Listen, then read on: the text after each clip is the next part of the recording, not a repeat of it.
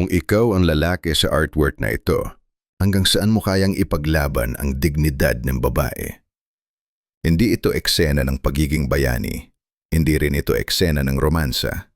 Ito ay eksena kung saan ang dahas na lang ang natitirang paraan. Tingnan mo ang itak. Malinis pa. Wala pang bahid ng dugo. Nakaabang lang. Parang hinihintay ang sandaling wala ng balikan. Tingnan mo ang babae. Mahinhin ang mukha. Halos hindi makabasad pinggan.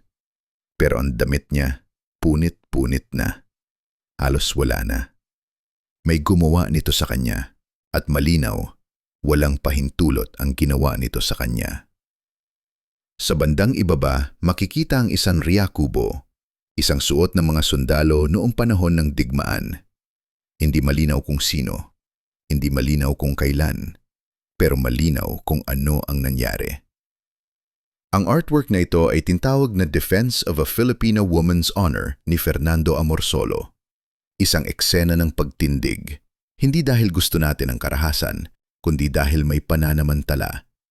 May mga nagsasabing ang babae ay ang Pilipinas, ang nangaabuso ay ang mananakop, at ang lalaki, isang hukbalahap o hukbong bayan laban sa mga Hapon. Kung ikaw ang nasa lugar niya, kaya mo bang ipaglaban ng inang bayan? Lalo na kung pinagsasamantalahan na ito? Kwento natin to.